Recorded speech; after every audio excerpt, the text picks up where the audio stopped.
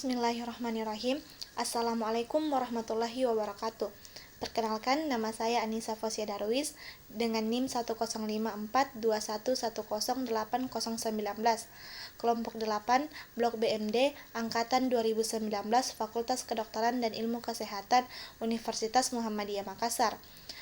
Baik, pada video ini saya akan menjelaskan mengenai diare terkait skenario 2. Anak perempuan 5 tahun dibawa ke Poliklinik Pediatri Rumah Sakit Labuang Baji karena demam, berak beberapa kali sehari sejak 3 hari yang lalu. Suhu 39 derajat Celcius, nadi 120 kali per menit, feses encer bercampur lendir dan darah segar. Saat ini anak tampak lemas dan selalu menangis tiap kali berak. Yang pertama, pengertian diare. Diare adalah buang air besar atau proses defekasi encer dengan tinja lebih banyak dari biasanya, lebih dari 3 kali per hari. Buang air besar encer tersebut dapat atau tanpa disertai lendir dan darah. Yang kedua, etiologi diare atau faktor-faktor yang dapat menyebabkan terjadinya diare. Yang pertama, faktor infeksi. Infeksi internal. Infeksi dikarenakan karena bakteri, virus, parasit, protozoa, dan jamur.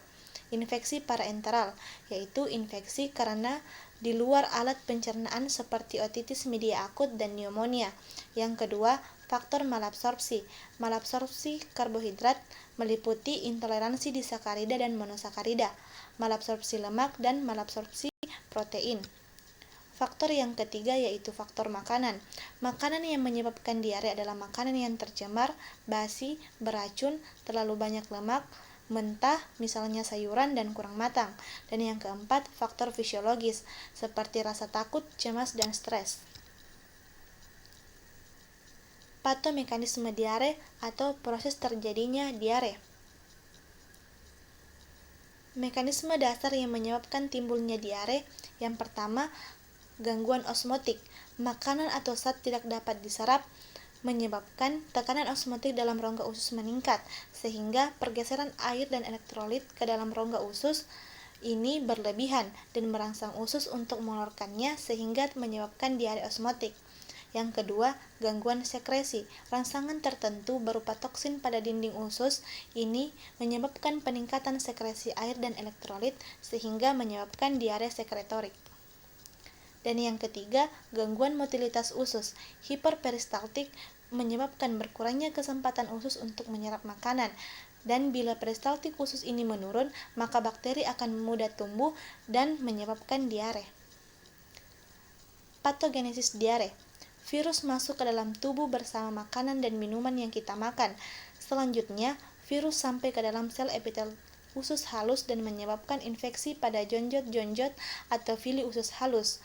Karena terjadi infeksi pada sel epitel usus halus, maka sel epitel usus halus yang rusak ini harus diganti oleh enterosit yang baru yang berbentuk kuboid atau sel epitel gepeng yang belum matang, sehingga fungsinya masih belum baik.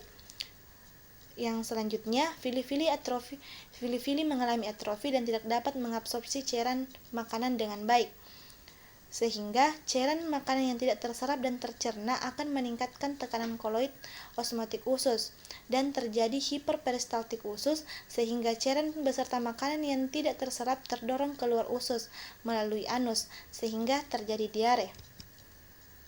Gejala klinis pada penderita diare. Yang pertama, buang air besar cair.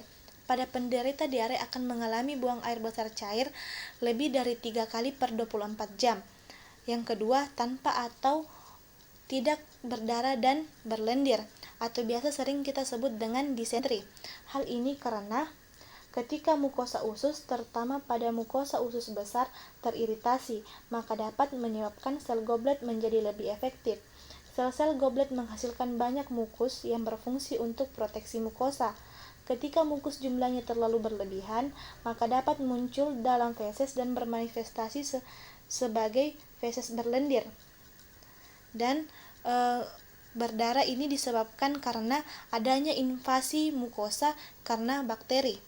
Yang ketiga, muntah. Yang keempat, nyeri perut kembung. Dan yang terakhir itu demam. Demam ini terjadi karena kehilangan cairan dan elektrolit dehidrasi, maka elektrolit yang ada pada pembuluh darah berkurang.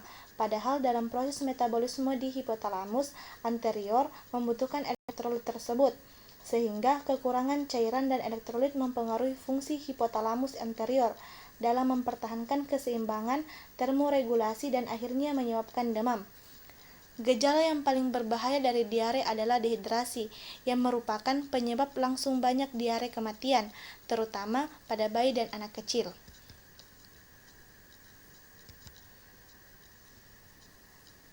Baiklah, itulah tadi sedikit pembahasan mengenai diare.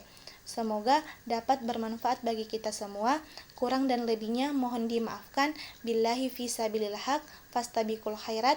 Wassalamualaikum warahmatullahi wabarakatuh.